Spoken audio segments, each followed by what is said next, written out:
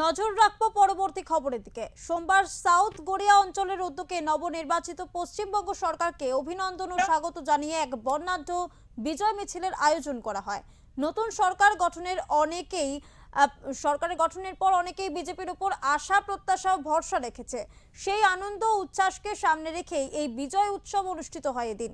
এই মিছিলে নেতৃত্ব প্রদান করেন বিজেপির রাজ্য আরটিআই সেলের কনভেনর শ্রী পৃথ্বীজয় দাস। এছাড়া উপস্থিত ছিলেন সাউথ গড়িয়া অঞ্চল ও দক্ষিণ 24 পরগনা জেলা কমিটির নেতৃত্ববৃন্দ এবং অসংখ্য কর্মী সমর্থক।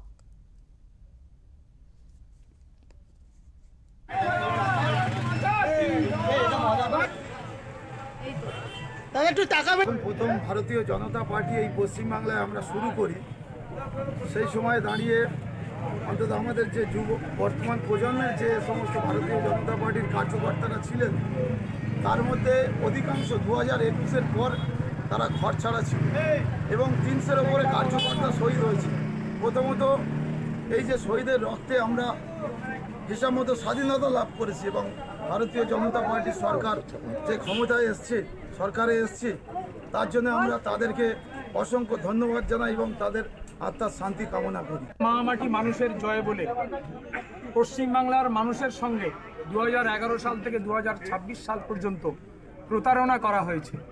মা বলে মাকে অসম্মান করা হয়েছে, মাটি বলে মাটি মাফিয়া তৈরি হয়েছে, আর মানুষ বলে মানুষের সঙ্গে বঞ্চনা করা হয়েছে, তঞ্চকতা করা হয়েছে। তাই ভারতীয় জনতা পার্টি যশস্বী প্রধানমন্ত্রী নরেন্দ্র মোদীর নেতৃত্বে পশ্চিমবাংলা নয় সারা বিশ্ববাসীকে দেখিয়ে দিয়েছে পরিবর্তন কাকে বলে। আমাদের কাছে অপ্রত্যাশিত ছিল, আমরা জানতাম যে সরকারে ভারতীয় জনতা পার্টি আসবে, কিন্তু অপ্রত্যাশিত এটাই যে 200 পেরিয়ে গিয়ে কোনো সরকার তৈরি হবে পশ্চিমবাংলার বুকে, এটা প্রথম। আমাদের এই বয়সে আমরা দেখিনি যে পরিবর্তন মানে 200-র অধিক সংখ্যা নিয়ে ক্ষমতায় আসা। এটা প্রকৃত অর্থে মাটি মানুষের জয়, পশ্চিমবঙ্গবাসীর জয়। শ্যামাপ্রসাদ মুখোপাধ্যায়ের স্বপ্ন সার্থক হয়েছে। মানুষ আমাদের সাথে আছে, আমরা সেটা বিশ্বাস করতে পেরেছিলাম এবং উপলব্ধিও করতে পেরেছিলাম।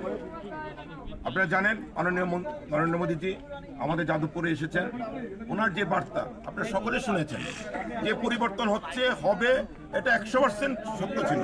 হয়তো আমাদের ভিতরে কিছু দ্বিধাবিভক্ত ছিল, কিন্তু আমরা জানতাম, আমি ব্যক্তিগতভাবে জানতাম যে আমরা সরকার গঠন করছি।